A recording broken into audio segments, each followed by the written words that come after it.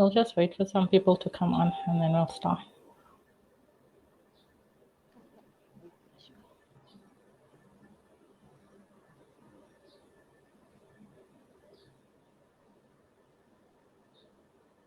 We'll just wait for some people to come on and then we'll start.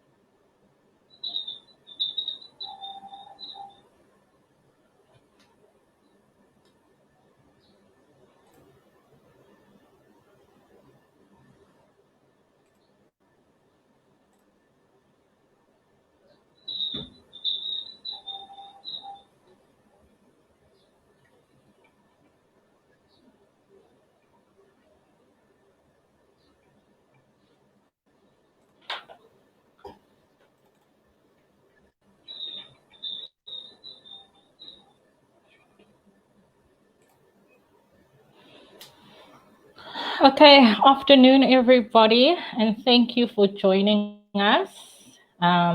This is our second installment in the live interaction, and today we have veteran Mommy Funghai Jayaguru with us.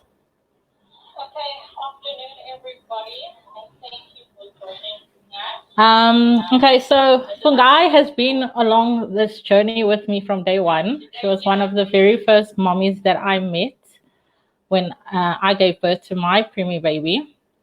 And the one thing that I can always remember about you, Funghai, is that you were always smiling no matter what. And looking at you, I would have never known the journey that you were walking at that time. So first, I want to say thank you for taking time out to come and join us here and for always supporting and raising the Preemie Connect flag so high.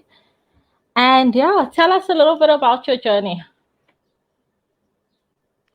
It was what it was. That's what I should say. It wasn't the easiest of journeys, and the honest thing I should say, I don't wish it on anyone, not even a dead person. Okay, so our journey started on the 23rd of February 2017. I had my twins, a boy and a girl, at 5 months gestation due to high blood pressure. The one twin weighed 610 grams and the others weighed 650. They were quite tiny. It was quite complicated, and up to this day, I can always say, if not for grace, we wouldn't be here. So unfortunately, because they were so tiny and their lungs were not matured enough, they suffered from cranial hemorrhage. So they had bleeds, and unfortunately on day 3 of life, cow passed on.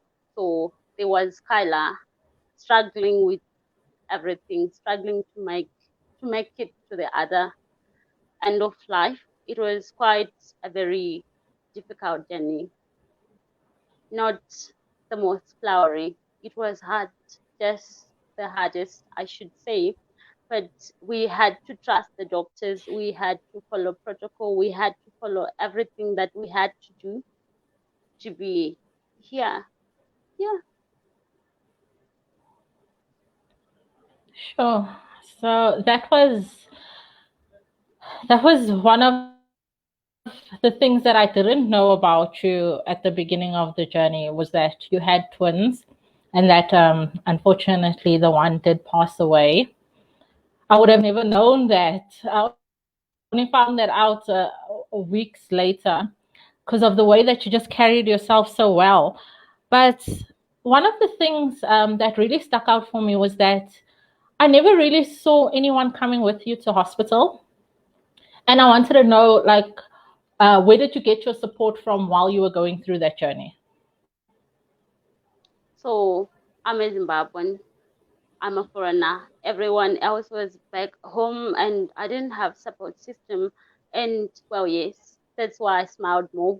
That was my crevice. That was my way of hiding my own pain.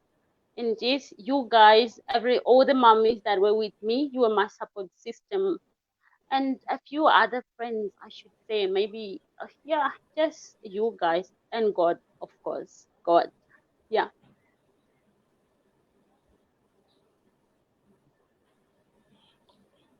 Of course. Um, so, I mean, I know you had a lot on your plate at that time. You were mourning the loss of one baby. You had another baby at home, and you were trying to still keep it together for your baby that needed you in hospital. Like, I know that you were struggling, for example, with producing breast milk. And I know that we strongly campaign for breastfeeding. How was that journey for you? It wasn't as hard as it should have been because of the donated breast milk the hospital had to provide, obviously, and sometimes they had to use was this a formula because that was the only way out. I was a bit depressed. Yes, I suffered from depression, so I couldn't produce milk. So I had to rely on donor breast milk, which I'm very grateful for. Absolutely. I remember we also received donor breast milk. I didn't even know that donor breast milk was a thing until then. And I'm so grateful that there was because, it's such a life saving mechanism, having somebody being able to do that for you. So I totally get that. I wish people were more aware about it. I really do. Like how we have blood drives, I feel like we should have breast milk drives so that all the babies that need breast milk can get breast milk. My sentiments exactly. So I also want to, you spoke about having God by your side, and I want to know, tell us about the spiritual journey that you went on, because for me, prematurity, it definitely brought me closer to God. And ever since then, I've got this new lease on life. Like, I don't fight anything anymore. If it's not for me, it's not for me. I have learned that God's way is the only way, and He knows what He has in store for us and why He's doing things the way that He has done them. And I mean, like in your case, there's two sides to your story, and it's the loss, but it's also the miraculous thing that He did when it came to your baby. And I want you to share that story about us, because you guys didn't have such a great diagnosis. And so take us through that diagnosis that they gave you and where your baby is now. So Kyla has been okay. Before Kyla, I should say I have been to every part of the hospital, including the mortuary. I've been everywhere. We had to rely on not just on donor breast milk. Okay, we had to be the hospital's donor. I don't know, because she also had to rely on blood transfusions because for some reason her platelets couldn't produce enough blood to sustain her lungs. So I think she's had about 9 blood transfusion, if I remember Wow. correctly.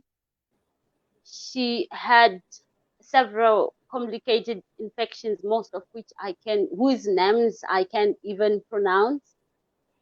She has been, I don't know, I'm sure at Raima Musa, she is recorded as one of the most complicated cases at the hospital. And personally, at the time, it was something I desperately wanted to be out of. It was something that broke me and built me at the same time, I should say. Before then, I was just I was just one of those human beings. Yes, we live. Yes, maybe there is God. That was my open opinion about God and spirituality. But well, at that time, I had no option. You know, I was in a corner and I had no support system, and I had to try God. I had to try. It wasn't like I was a spiritual person, I believed, but that was a moment that left me with no other choice but to be a believer. And I think that was the best decision I've ever made. Ever since that day, there are lessons that I have learned from the journey. I have learned to value life because I know how it feels to fight for it. I've learned how to respect people, how to tolerate and understand people because you don't know their stories. I can imagine, Tess, like you're saying, it would have been easier for you guys to mock me, attack me, if maybe if my depression had drove me down the path that maybe I would have been nasty or stuff like that. It would have been easier for you guys to judge me because you didn't know what I was going through. So that have been my lesson for life. I have to tolerate people because I don't know where they're coming from. Before I judge someone, I have to try and understand them. I have to try and understand where they're coming from. So yes, it was the worst experience ever, but it was the best experience ever. It has made me who I am. I have opened up. I have learned to open up. I'm now a motivational speaker. I'm actually building a brand as a motivational speaker. I have learned to find words of comfort because you guys were always comforting me, and most of the words you've told me have been stuck at the back of my mind because you have given me something I can give to other people as well. Yeah. Those are such kind words. Thank you. I don't think, I always tell the mommies when we do our live events, which you've been a part of all of them, that nobody knows what you're going through like those people that are with you in that moment. And I Exactly. think if it wasn't for you guys, I mean, the minute you walk through that hospital doors into that ICU, it's like you're stepping into a different world that just only a few people understand. So I am internally grateful for you guys. I'm so glad that till today, 3 years later, we are still walking the journey together. We are still raising awareness for prematurity, and that our kids will have lifelong friends, whether they like it or not. They have no choice. No choice. Sure. So I I wasn't really aware that you had gone through depression. I think I also was very much caught up in my own bubble. So, how have you overcome it, or how are you dealing with it? Are you still seeking counseling?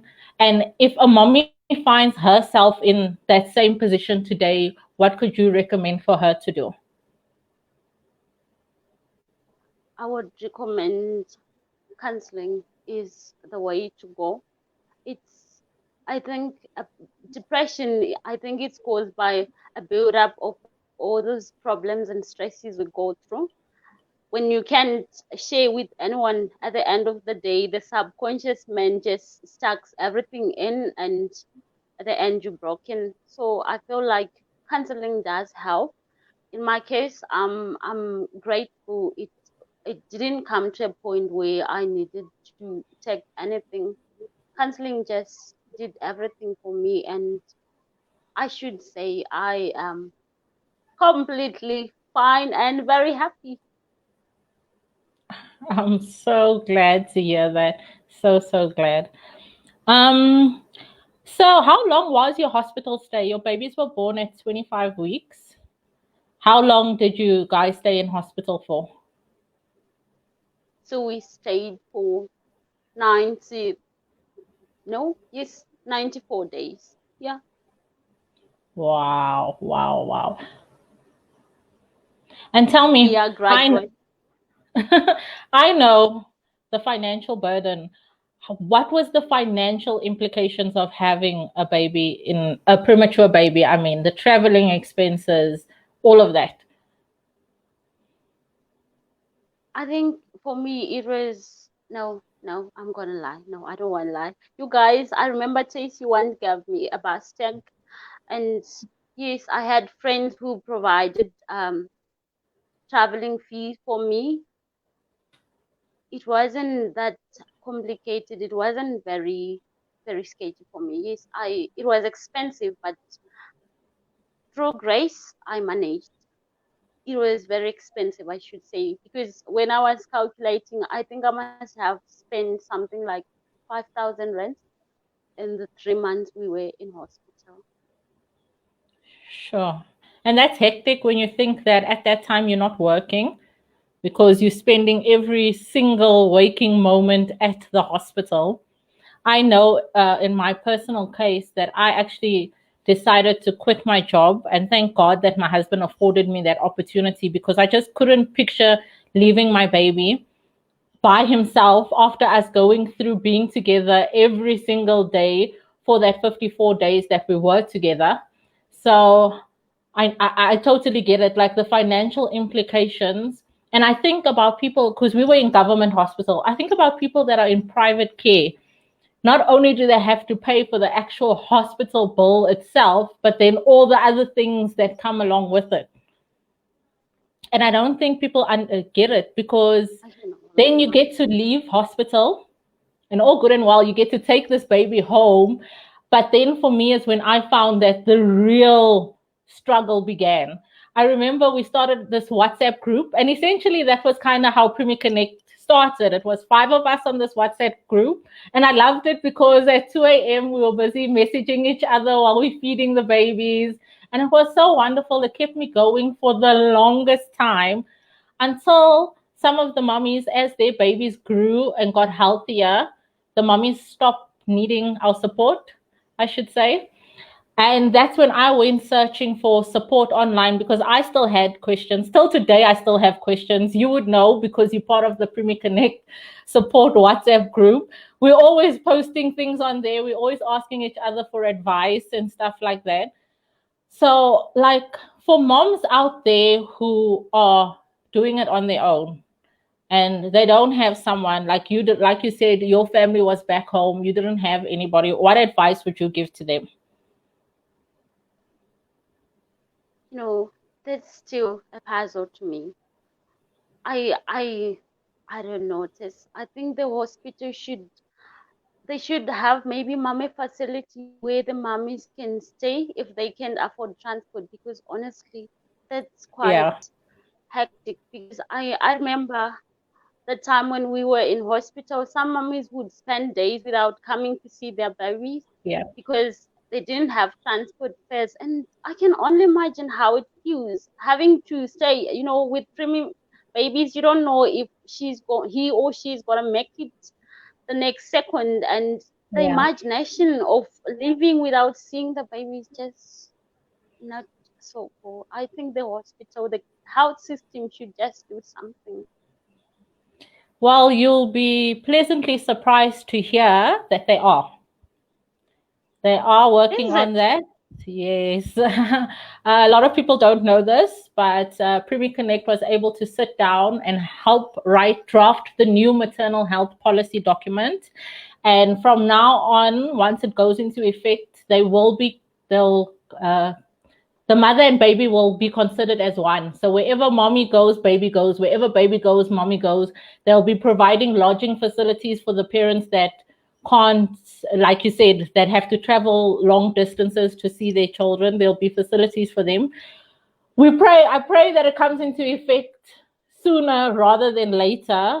But who knows? Now with COVID that has come around, it's put a spanner in a lot of things. I think everybody's main focus currently is that, unfortunately, which is one of the reasons we've got that zero separation campaign going at the moment because we know the benefits of you being present with your baby. I know you spoke life into your baby all the time. You would get phone calls at all hours of the day and night with them giving you bad news, telling you to rush to the hospital immediately. And I feel your presence was a big catalyst in helping your baby thrive. That's true. That's true, Tess. I clearly remember the phone calls. I Not the best calls. Up to this day, I don't trust phone calls anymore. I can believe that. I really can believe that. Quite hectic. I just don't want to remember those moments. I'm just glad we're here. I'm just grateful to be here. Absolutely. So tell us, how is your baby doing? I actually would also like Preemie Connect to help me schedule maybe a draft. There is something the doctors forgot to do for my kid. They didn't teach her how to stop being naughty. That we have to deal with as Preemie Connect. We can't do that to the matron of the group. What she says goes. She is doing very well, and miraculously, ever since she was discharged, that was her last day to be in hospital. She has never been sick, Amen. okay, except for flu because she loves water. And yes, a few hidings from mom because some things won't have to go like that. But tell us, there was a diagnosis that you guys got, a very, very bad diagnosis because of due to the brain bleed. Explain that to us, well, to everybody that doesn't know. What was that diagnosis and how she did a miraculous 180-degree turn from that diagnosis that she was given. Notice, I'm just going to tell you how what the diagnosis was, but how she overcame. I think we might have to. We need someone with God's number. We Unfortunately, know for it was now, we him. don't We have it. know it was him. Because we serve a God Yes, of miracles. And if you don't believe in miracles, here is the perfect testimony for you to believe that miracles do happen. exactly. So because Kyla had cranial hemorrhage, they purported she had holes in her brains. So there were chances that she would have cerebral palsy. She wouldn't move. That's why the doctor said she wouldn't move in the event. Okay, in the first place, there were zero chances that she would be off the machine. And at the end of the day, the suggestion was after a certain period of time, they might have been the decision to switch off the machine because it was a hopeless situation. So there were chances that in the event that by miracle she makes it, which she did, she would have cerebral palsy. She wouldn't move. She would have issues with her speech and movement. And it would cost me money because she would need special education, special attention. Well, I had to live with that. I think that's what aggravated my depression, but I kept my faith. Yes, she stayed for, I don't know, 80, I think 86 days on. I actually, yes, she was always in ICU off and on. She couldn't breathe on her own. And, there was evidence. It felt true. She just couldn't make it off the oxygen. Like they would try for a minute and the next thing she's back on. But I think on day 92 must have been, this one is, well, she was crazy like me. She just removed that, she had to remove her off the machine because to her she looked well, she could cope. And yes, she asked me to pray because she was wasting government equipment. She had to stand like a human being. And well, she spent the day off, and the following day, I think. And well, the day we were discharged, they had to do the cranial sauna again so that they could tell us what to do from their own way to go. And well, I also, like I said, I don't know what happened, but the cranial sauna came clear. She was fine. She didn't have any holes, and there was no medical explanation to it. So I will find that number, Tess. I promise. I'll find God's number. He has to join us here. Yeah. That I think that story till today gives me goosebumps at the miraculous. There is no other word to describe it. It was a miracle that happened for her. Absolutely. And when I see the pictures, I mean, she was one of the babies out of the group that started walking first. She like started meeting her milestones so quickly. You would never have said that this was a baby that went through such a tough beginning. You know, and she was, please don't forget to mention, she was the first baby to be crazy in the group test. She gets it from her mom. No, please. I'm one of the most decent mummies in this world. Oh man, that's so wonderful. Like I'm in awe of you. I am so proud of you because you have come so far. And just for in case everybody doesn't know, you are now officially an author. So congratulations on that, writing your first book and being published. I think it's so amazing. Thank you, Tess. Please buy my book. Please don't just preach. Please buy my book. You're more than welcome to. We'll put up the link for people to purchase your book on the Preemie Connect page for you. He always support mommies. You support. I'm not a mommy, Tess. I'm a matron. Please. Oh Don't yes, the matron, the matron of Preemie Connect.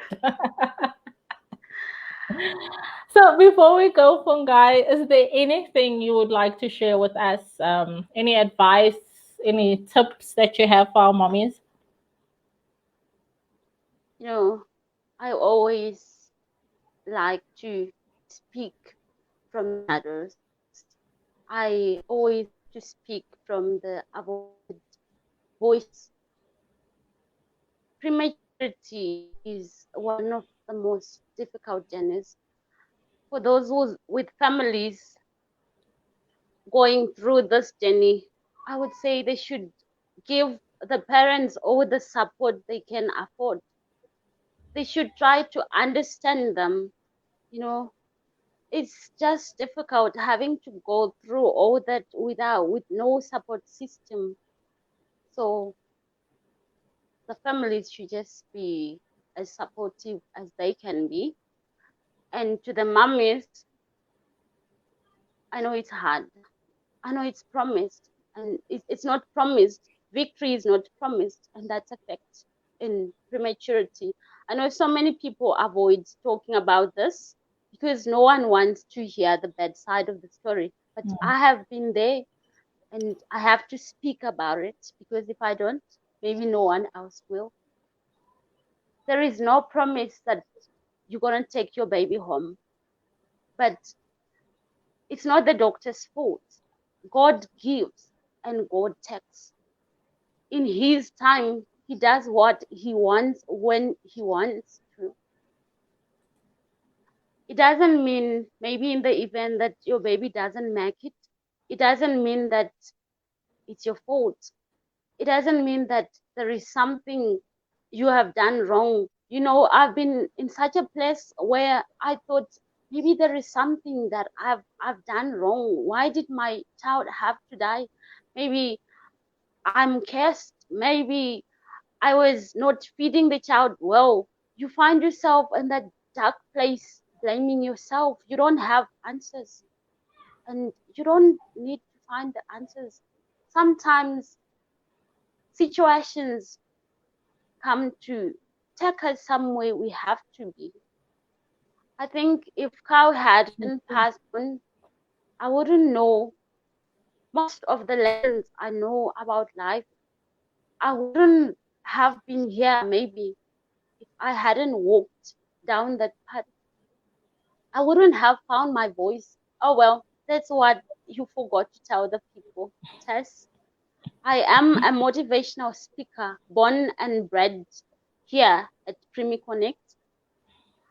You remember the first Preemie event? That was my first time speaking out.